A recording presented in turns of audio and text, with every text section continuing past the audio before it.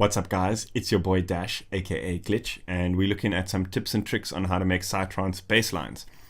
So last time we looked at some basic sound design principles on how I create Psytrance bass lines with Serum, and now we're going to be looking at some effects, some EQs and some Sidechain, or a plugin that kind of does a similar effect to Sidechain.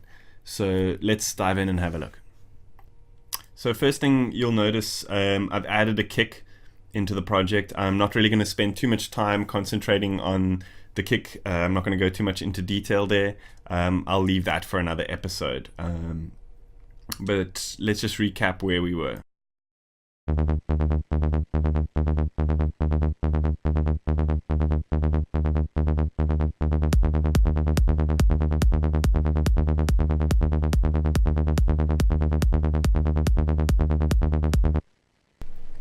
Cool, so first things first, I like to add Sidechain to the bassline.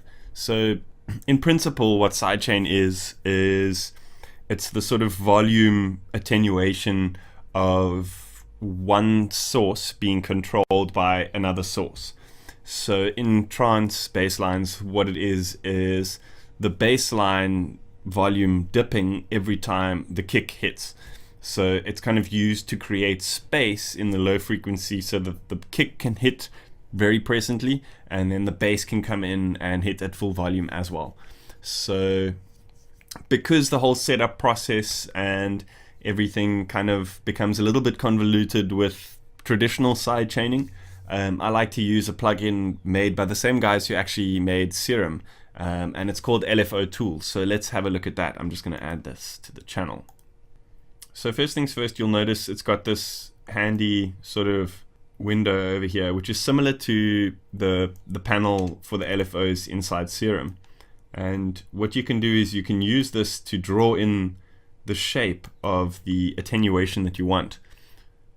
So the reason this is a lot more powerful than traditional sidechain is, say for example, you've got a very thin, very punchy kick that's only hitting, say for example, let's say this black area is representing the kick.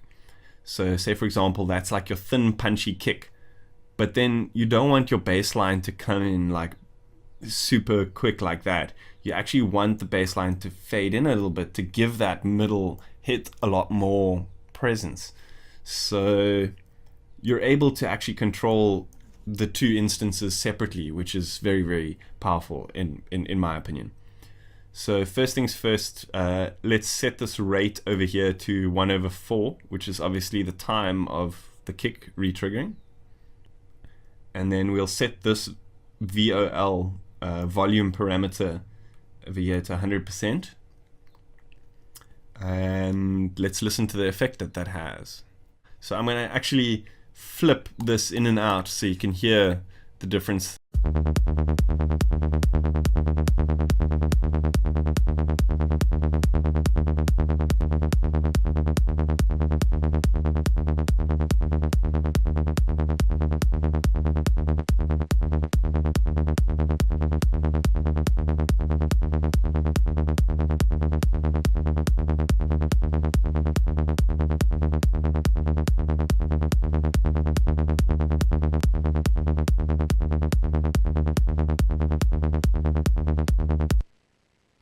Subtle but very, very, very effective. Specifically on big rigs, you'll definitely hear that like second note punching through much sort of more prominently than that first note and then the last note as well. So now I like to add in a little bit of EQ.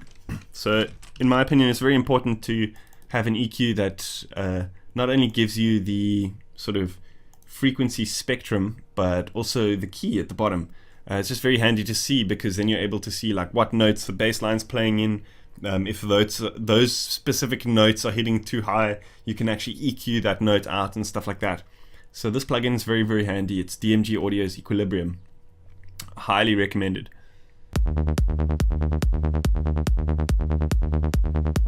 So you'll notice with that bass line, it's got these sort of humps over here in the spectrum analysis.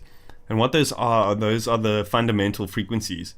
And you'll notice that those line up very conveniently with the notes here at the bottom, D sharp, which is actually the note that the bass is playing in. So you'll notice often when you're making a bass line, fundamental frequencies is always going to be the note of the actual bass line and then the harmonics above that. So generally speaking, what I like to do is I like to kind of either aim, I mean, this is obviously, it's not an exact science, so you generally do it by ear, but just to give you guys a sort of quick reference, I like to shoot for the third or fourth harmonic and dip those out a little bit in the mix using this EQ. So I'll show you how I do that quickly.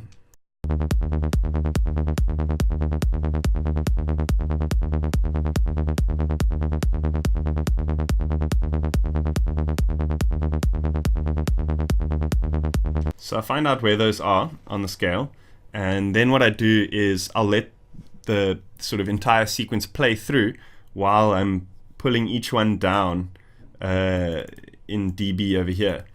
And then what I'll do is I'll just listen to whichever one I feel sounds like it suits the specific note the best. Sometimes it'll be the third, sometimes it'll be the fourth, but you'll see what I'm saying.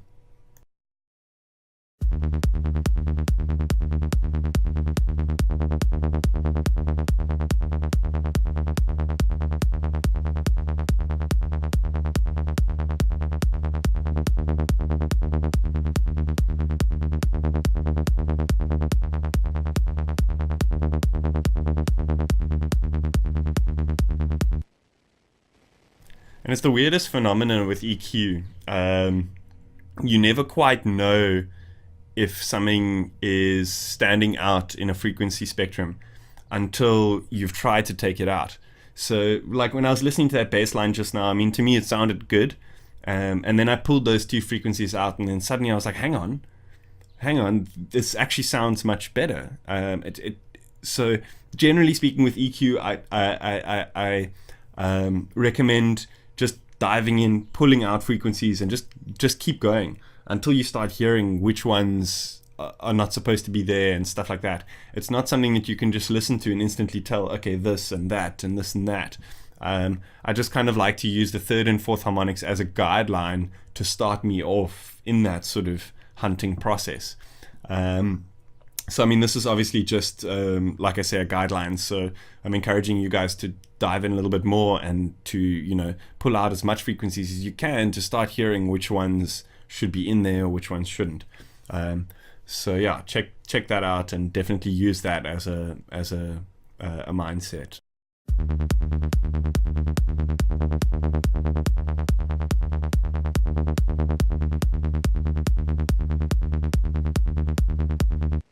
Okay, so I'm going to stick with this EQ that I've set here on the fourth harmonic, and then while it's playing, I'm still hearing quite a bit of presence in the mid-range, which I'm thinking we should maybe drop out a little bit, not as drastically as this though, and then also with a different sort of cue.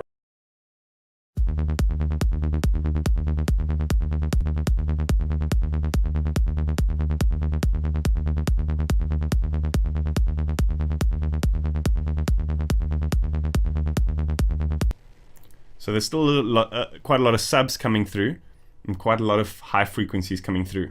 So what I like to do is to put as sharp a high pass filter as I can. Obviously listen for, if you can hear any distortion, then you know, lay it back a little bit. But I like to go as sharp as I can at around sort of 25 to 30 hertz, just so it cuts out anything too low for the rig. You know, it's going to create some sort of sub distortions and stuff like that. So let's just leave it there for now. And then I also think there's a little bit too much high frequencies coming through. So let's pop a high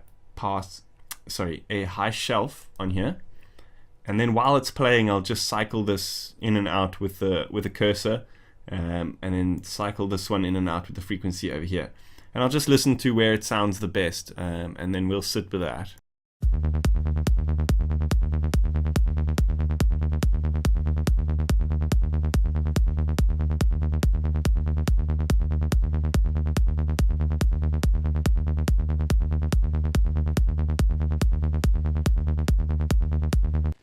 Cool, that's sounding good to me.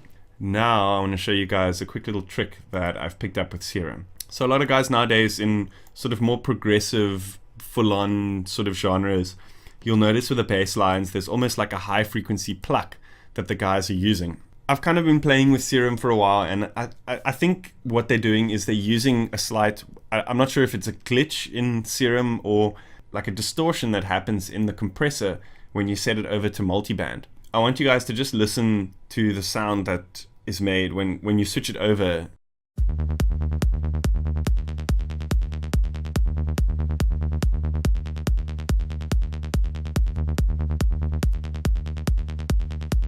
So it gives it much more high frequency presence. It gives it almost plucky, kind of almost feedbacky, overdrivey kind of sound, which is, it sounds very cool for specific genres of Psytrance.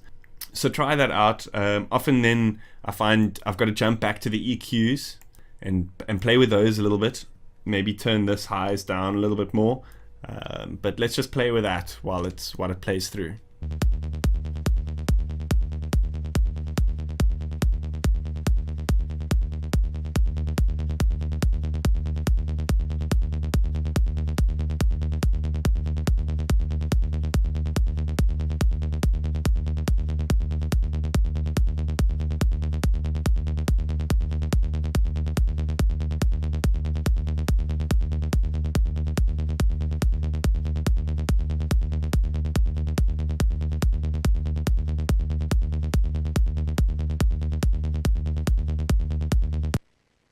So yeah, that's it for this episode. Play around with those settings that I showed you guys.